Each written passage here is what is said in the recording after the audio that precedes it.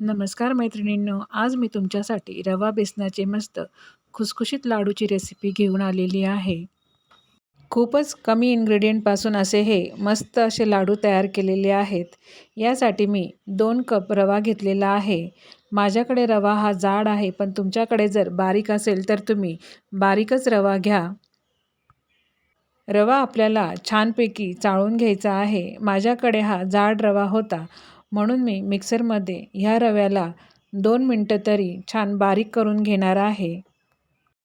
जाड रवा असा हा मिक्सरमध्ये बारीक करून घेतला म्हणजे लाडू खाताना असा थोडासा कचकचपणा लागतो, तो लागत नाही. अतिशय छान असे टेक्स्चर लाडूला येते. पहा, मिक्सरमध्ये बारीक केलेला रवा आणि जाड रवा यामध्ये फरक दिसतो. मिक्सरमध्ये बारीक केलेला रवा हा अगदी पांढरीशुभ्र दिसत आहे. ज्या कपाने आपण 2 कप रवा घेतला आहे, त्याच कपाने 1 कप बेसन देखील आपल्याला इथे घ्यायचे आहे. आणि त्याच कपाने मी पाऊण कप साजूक तूपसुद्धा घेतलेले आहे. पाऊण कपामधले थोडेसे तूप यामध्ये टाकून आता आपण यामध्ये सर्वात पहिल्यांदा रवा भाजून घेऊयात.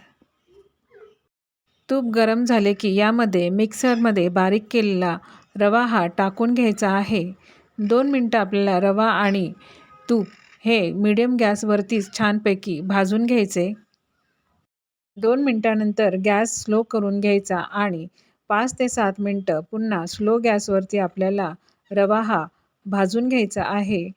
5 ते 7 मिनटानंतर रवा आणि तुपाचा छान खमंग सुवास सुटतो. 7 मिनटानंतर रवा हा छान भाजला गेलेला आहे. आता याचमध्ये आपण 1 कप बेसन टाकून घेणार आहोत. रवा आणि बेसन हे पुन्हा आपल्याला भाजून घ्यायचे आहे. गरम रव्यामध्ये असे बेसन टाकल्यानंतर बेसन हे छान भाजल्या जाते. रवा आणि बेसन हे छानपैकी मिक्स झाल्यानंतर यामध्ये पुन्हा मी गरजेनुसार थोडेसे तूप टाकून घेतले. एकदमच सगळे तूप टाकायचे नाही, अगदी हळूहळू करून आपल्याला थोडे थोडे तूप टाकायचे आहे. रवा आणि बेसन हे आपल्याला स्लो गॅसवरतीच तुपामध्ये छानपैकी भाजून घ्यायचे आहे. एका बाजूला रवा आणि बेसन हे भाजले जात आहे, तोपर्यंत आपण दुसऱ्या बाजूला साखरेचा पाक तयार करून घेऊयात आणि मधून रवा आणि बेसन हे एकसारखे हलवून घेऊयात. पाक करण्यासाठी मी इथे 1.5 कप साखर आणि 1 कप पाणी घेतले आहे. पाक हा आपल्याला एकदम एकतारी करायचा नाही, अगदी चिपचिपापेक्षा थोडासा घट्ट असा पाक आपल्याला करून घ्यायचा आहे. पाक करताना तो फार पुढे जाऊ द्यायचा नाही, नाहीतर पाक हा मिश्रणात टाकल्यानंतर मिश्रण हे लगेचच घट्ट होऊन जाईल. इथे रवा आणि बेसन भाजून आपल्याला 25 मिनटं झालेली आहेत. बेसन भाजून झाल्यानंतर जवळपास एवढे तूप हे शिल्लक राहिलेले आहे. हे तूप 1 ते 1.5 टेबलस्पून तरी असेल. हे सगळे तूप तुम्ही मिश्रणात टाकले तरी देखील चालेल, पण मला एवढी तुपाची आवश्यकता वाटली नाही, म्हणून मी हे तूप बाजूलाच ठेवले. लाडवांना छान कलर येण्यासाठी मी इथे थोडासा फूड कलर पाकामध्ये टाकून घेतला. तुम्ही कलरऐवजी यामध्ये केशर टाकले तरी देखील चालेल. हे लाडू मी फक्त रवा, बेसन आणि साखर तूप वापरूनच करत आहे. तुम्हाला जर आवडत असेल तर तुम्ही येथे डेसिकेटेड कोकोनट किंवा मिल्क पावडर किंवा खवा ह्या गोष्टी देखील टाकू शकतात.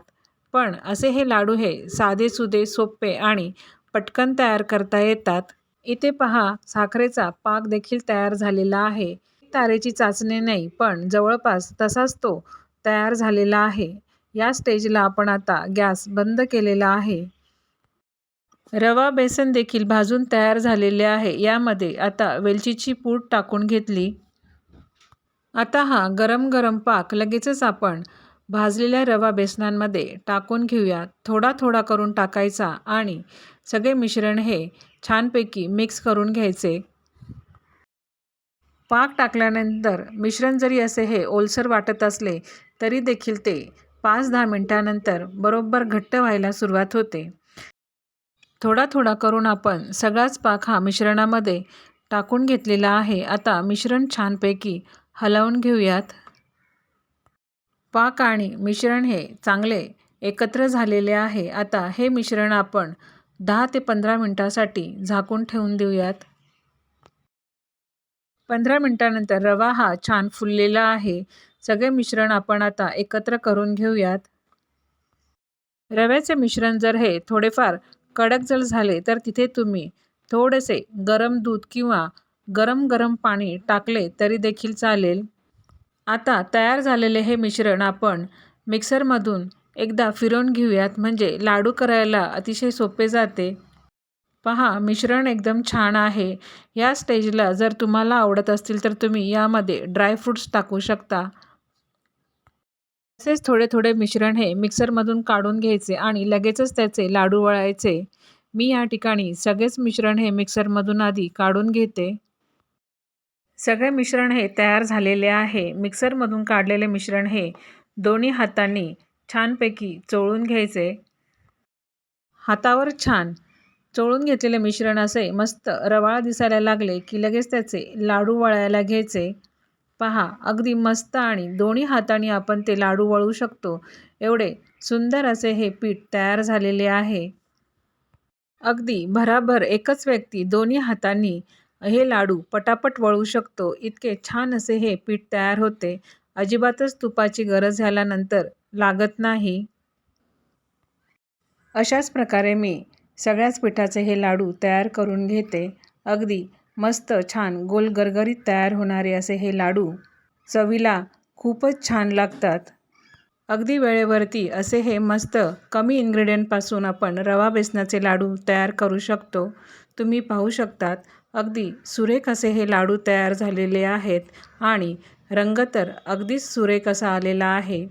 चवीलासुद्धा हे लाडू फारच छान लागतात आणि शिवाय हे लाडू आपण पटकन तयार करून लहान मुलांच्या टिफिनला पण देऊ शकतो.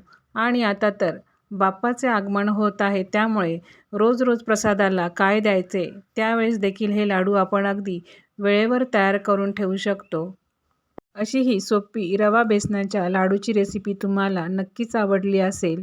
असा हा रवा बेसनाच्या लाडवाचा व्हिडिओ आवडल्यास व्हिडिओला लाईक करा, शेअर करा, सबस्क्राईब करा. धन्यवाद.